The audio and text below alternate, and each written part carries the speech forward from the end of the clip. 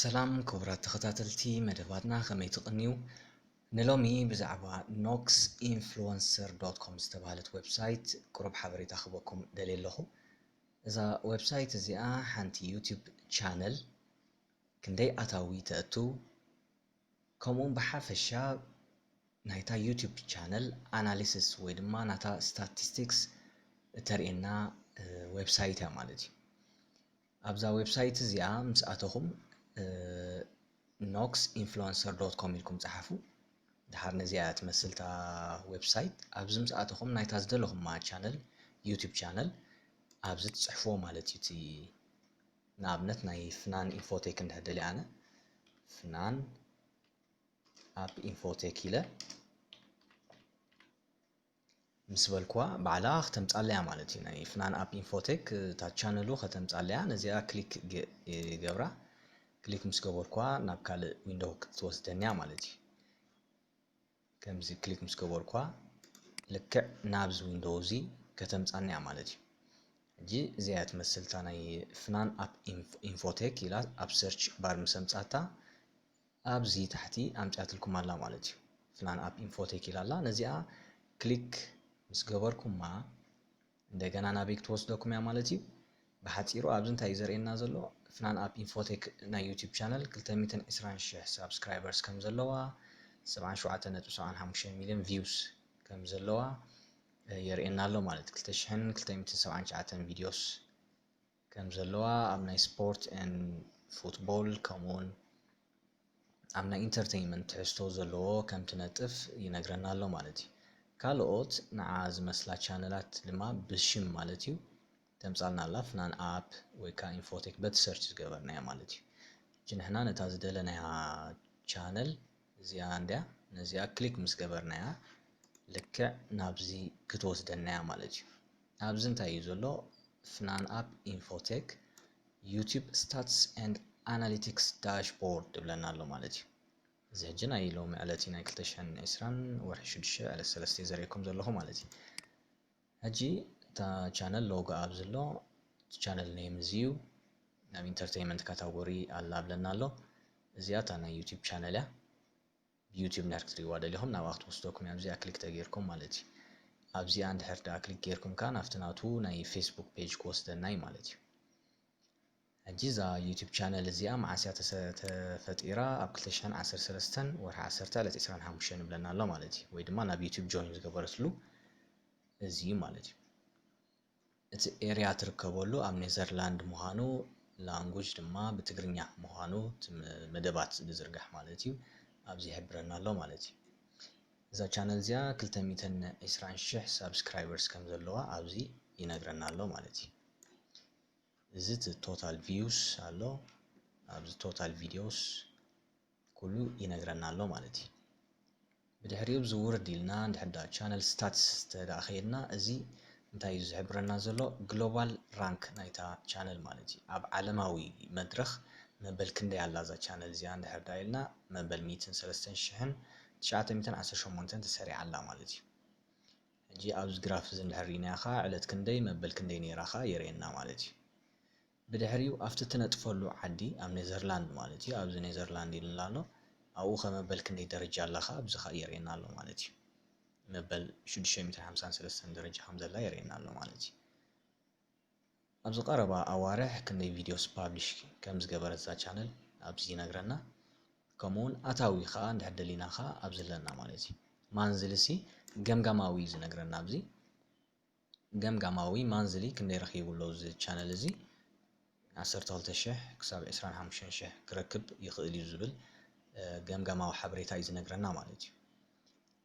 ከምኡውን ኣብዚ ከዓ ፖቴንሻል ኤስቲሜት ኤርኒንግ ከዓ ኣብዚ ኣለና ማለት እዩ። ብኢች ቪድዮ ዘእተዋስ ዳርጋ ክንዚ ገንዘብ $245 ትረክብ ትኸውን እያ ዝብል ገምጋም ከዓ ይህበና ኣሎ ማለት እዩ።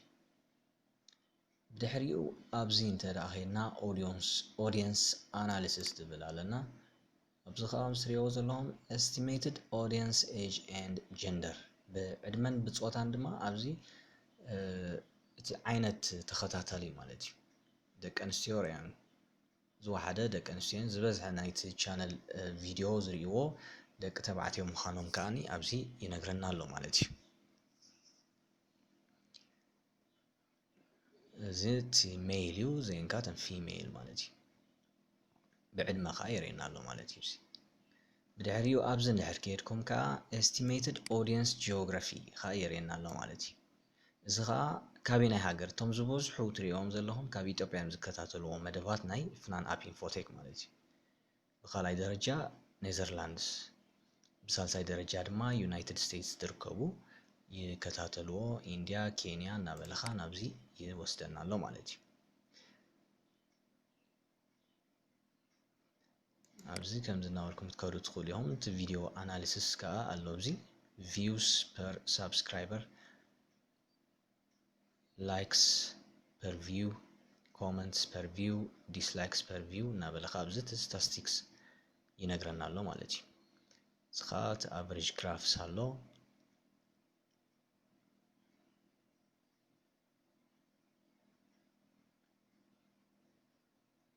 ሞስት ቪውድ ቪዲዮ ፍሮም ፍናን አፕ ኢንፎቴክ ዩቲዩብ ቻነል ኣብዚ የርእየና ኣሎ ማለት እዩ።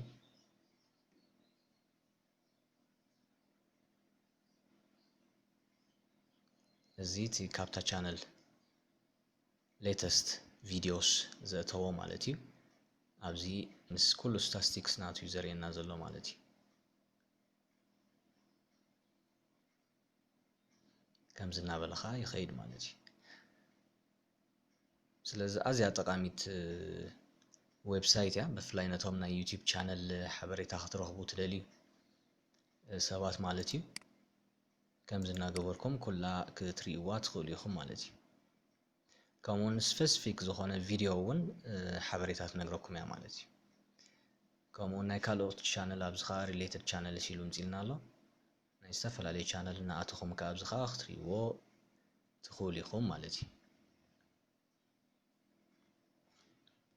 ኣብዚ ከዓ ናይታ ፍናን አፕ ኢንፎቴክ ዩቲዩብ ቻነል ስታቲስቲክስ የርእየና ኣሎ። ኣብ ውሽጢ ናይ ዘን 7 መዓልቲ ዝነበረ ስታቲስቲክስ እዩ ማለት እዩ። እዚ ከምዚ እናገበርኩም ኣብዚ እናቀየርኩም ከዓ ክትሪእዎ ትኽእሉ ኢኹም ማለት እዩ። እዚ እቲ ናይ ሳብስክራይበርስ ሂስትሪ ዳታ እዩ። ዕለት ክንደይ ሳብስክራይበርስ ወይ ድማ ክንደይ ተዓዘብቲ ኣጥርያ እዛ ቻነል እዚኣ ከዓ ከምዚ እናበለ ብግራፍ የርእየና ኣሎ ማለት እዩ። ኣብዚ እንተዳሪእኹሞ እውን በዚ ዕለት እዚ 70,000 ሳብስክራይበርስ እዮም ነይሮማ እዛ ቻነል። ኣብዚ ከዓ 80,000 ነይሮማ ዳርጋ ኣብ 2 ዓመት ናብ 200,000 ዓሪጎም ኣለዉ ማለት እዩ። እዚ እቲ ናይ ቪውስ ሂስትሪ እዩ። ኣብዚ ከዓ እቲ ናይ ፊውቸር ፕሮጀክሽን ኣብ ዝመፅእ ዘሎ ዓመት ከመይ ክመስል ይኽእል እዩ እቲ ትንበያ የርእየና ኣሎ ማለት እዩ። ስለዚ ዳርጋ ኣብዛ ቻነል ኣብዛ ዌብሳይት እዚኣ ዘይትረኽብዎ ሓበሬታ ዳርጋ የለን ክበሃል ይከኣል እዩ ማለት እዩ። ብዛዕባ ዝደለኹሞ ናይ ዩቲዩብ ቻነል ኩሉ ዓይነት ሓበሬታ ክትረኽቡ ትኽእሉ ኢኹም ማለት እዩ። ከምኡውን ሳብስክራይብ ትገብርሉ እንድሕደሊኹም ኣብዚ ክትኣትዉ ትኽእሉ ኢኹም። ኢሚድየትሊ ናፍታ ቻነል ክወስደኩም ይኽእል እዩ ማለት እዩ።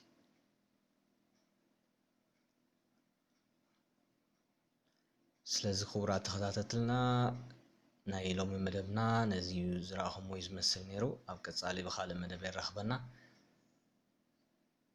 ነቶም ሳብስክራይብ ዝገበርኩም እናመስገንና፣ እቶም ሳብስክራይብ ዘይገበርኩም ድማ በዚ ኣጋጣሚ ሳብስክራይብ፣ ላይክ፣ ሼር ምግባር ኣይትረስዑ። ወድሓንኩም